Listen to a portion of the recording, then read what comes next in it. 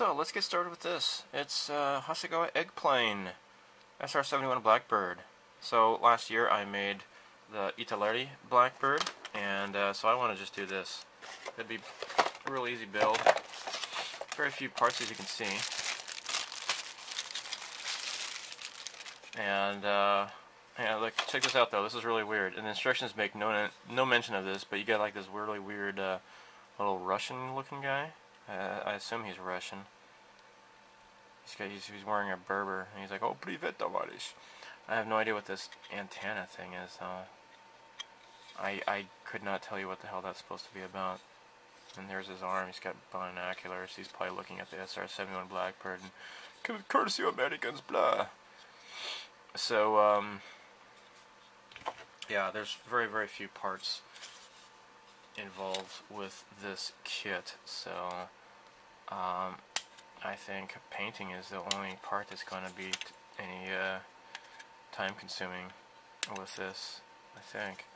So it's got some raised panels, but that is actually kind of accurate. I noticed that with the utility part, the utility model, that yes, it does have raised panel lines, but those are actually accurate. So it does have a few recessed panels on here too, though, where necessary. So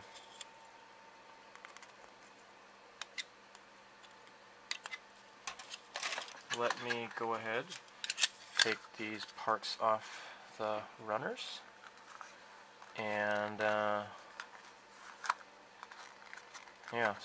let me skip ahead. So for these afterburners here, alright, you'll see that this says 7 and this says 6.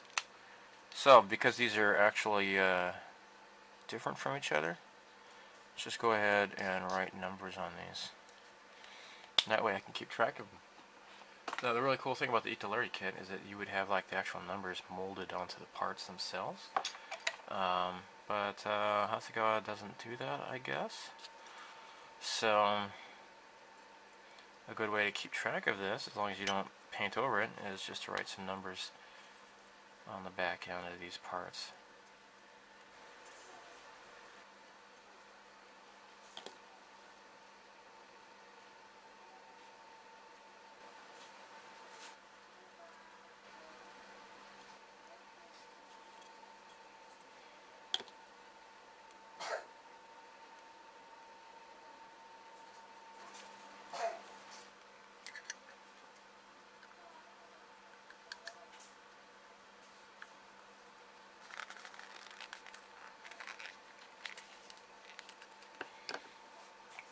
Okay, that's done. Nice. Now these actually are labeled on the back. It says B1, B2. Oh, that's interesting. Why wouldn't they do that on the other parts of the model? That's strange.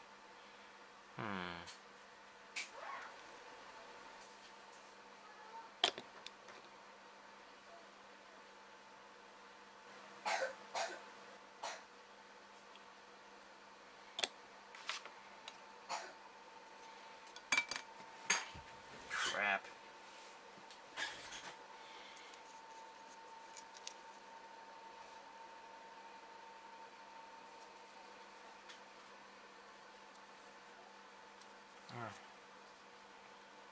Ah, crap. I got some glue.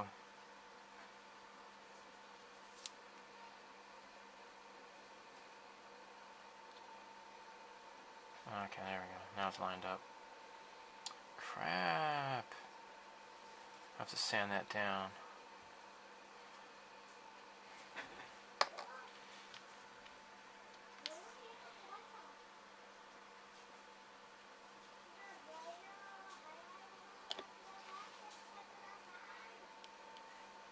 There. Shoot. And last part.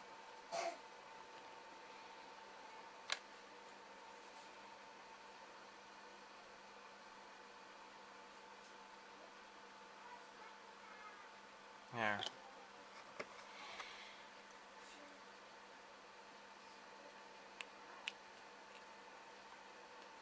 Beautiful.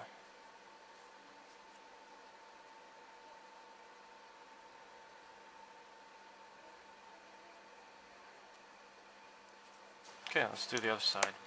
Okay, so the parts are prepped and ready for priming pretty much. I just need to cut off some of these excess gates where I clipped it off from the sprue. And I'm going to kind of file this down a little bit. Yeah, see, this is kind of crappy here. Yeah. So this is like, I don't know, like 300 grit or something like that. And just go around the edge here. And smooth that down.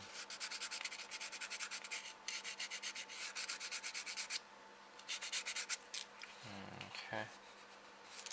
And maybe some 600, and then that should be good to go. I'm on summer vacation. Yay. Alright. I won't be able to work on this though. While I'm away though, I will not take any models with me while I go stay at the in-laws' place for about 5 days. So I'll try to get as much done as I can before then.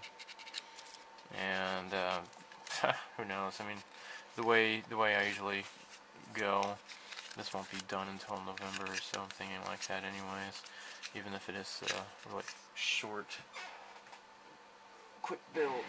So the next step is to use Gaia Notes Surfacer. This is their black primer, and boy does this stuff stink. Just gonna blow air first. There we go. Now open it up and spray the primer on.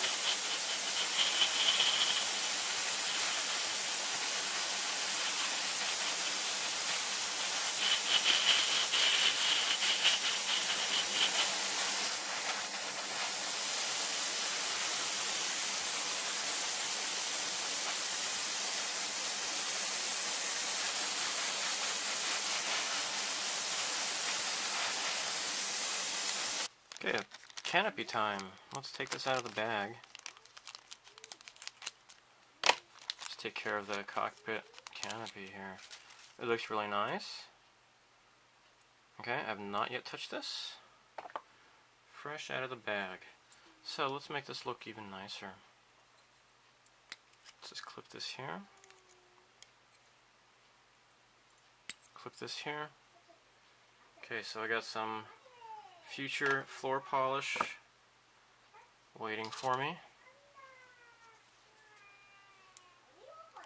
Okay, let's take this off here.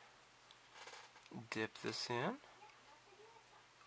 Now this is like really a different shape than usual because it is eggplane, kind of super deformed shape anyways. So now what I want to do is just very slowly pull it out. So just that little edge is still touching. And there. Now, gonna dab it with some tissue here. Remove excess.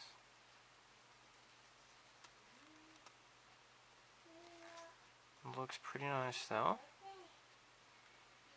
Looks pretty nice. Yeah.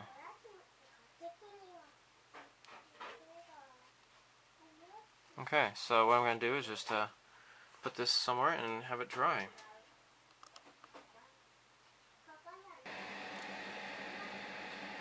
So the instructions call for the console or the dashboard or whatever the hell it's called inside to be flat black, and the primer is already flat black. So what I did was I just masked this off, and I used the help of this. This is a new product by Tamiya.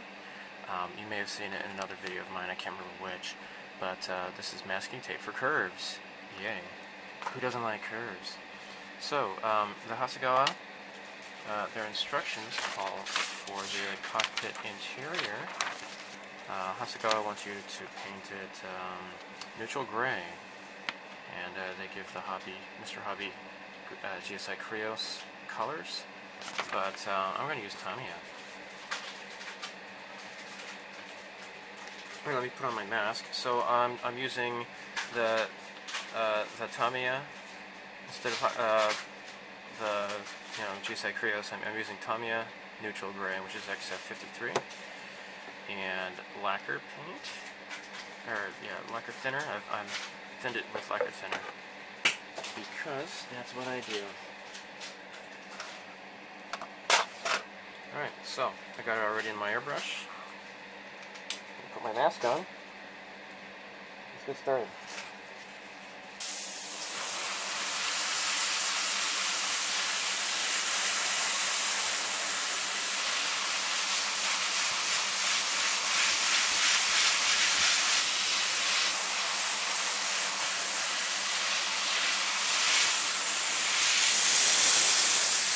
Just need to make sure to go slow so I can get inside there.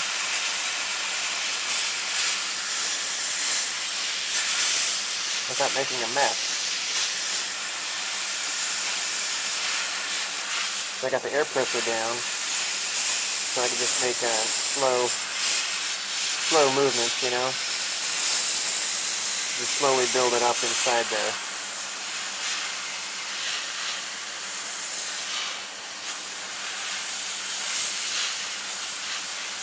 I'm going to open it up a little bit more.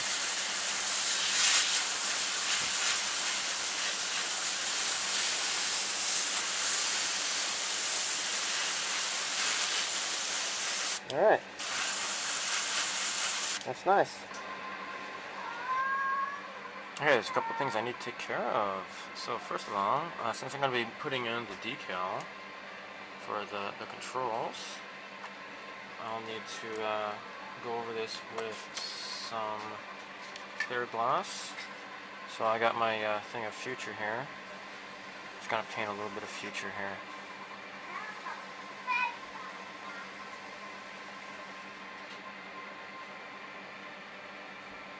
Make a nice glossy surface for the decal.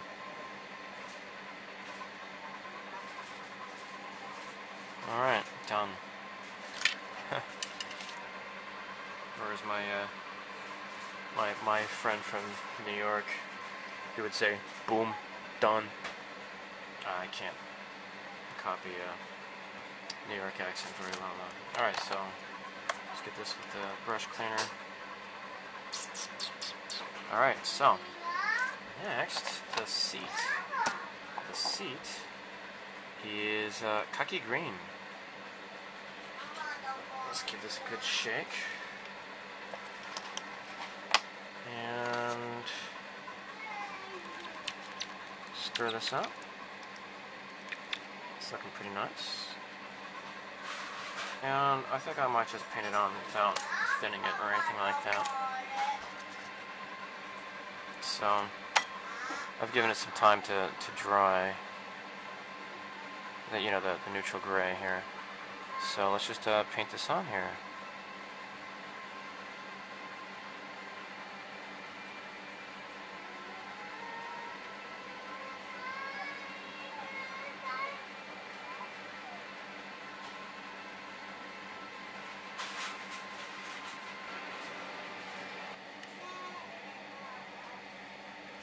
Okay, so the seat is pretty much complete. Alright, now again, the instructions called for khaki green, so I was using Mr. Hobby Aqueous khaki green H80. Now I'm going to let it dry. The future, you're going to have to let it dry a little bit longer, and then apply the decal. So I'll probably want to wait at least a day or so. And actually, I'm going to be on the road tomorrow. I'm going to be gone for a while, visiting family, so I won't get around to doing this decal for quite a while. So that'll give it plenty of time to dry. Okay. Alright, so now the cockpit has been masked. I think I did a fairly good job with masking. And what I need to do now is clip this off. It's the remaining sprue here. And I don't know if I need to file this or not. Maybe just a little bit here.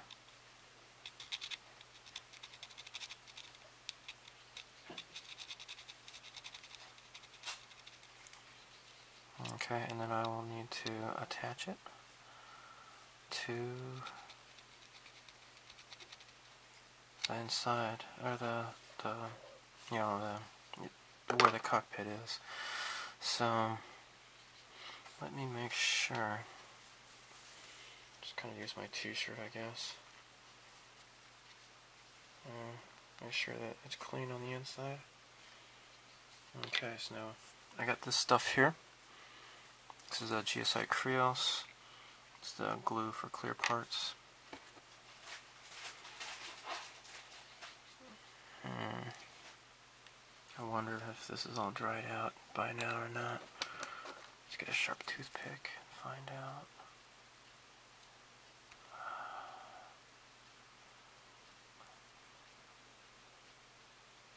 There we go. Okay.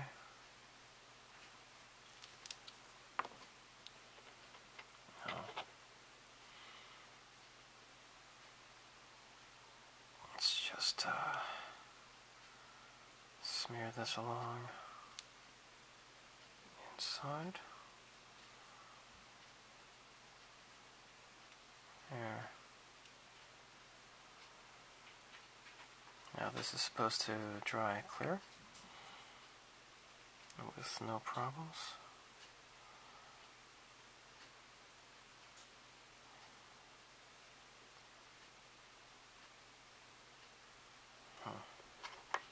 You get some more on the toothpick here. Now you could use micro crystal clear, this stuff here, but I think I kind of like this GSI Creo stuff better because it seems like it's a stronger adhesive. So that's what I'm using here.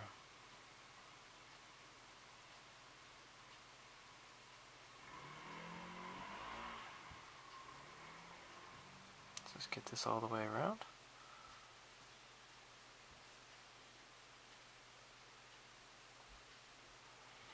Okay. So, carefully.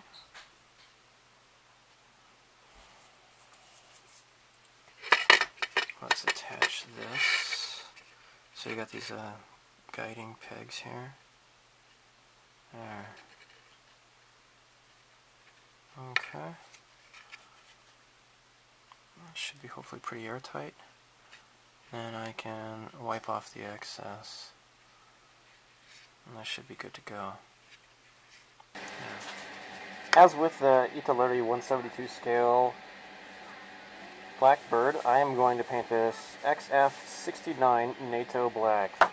I have thinned it with lacquer thinner. That's how I roll.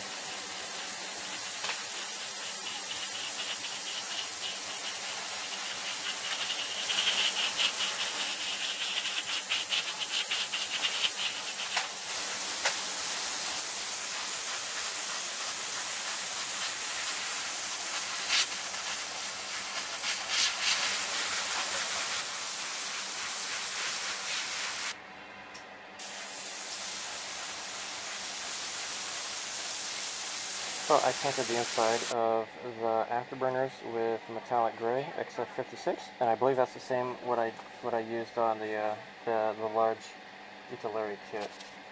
So that's on the inside. So what I want to do is just go back with the NATO Black and just do it from this angle. Just get the outside.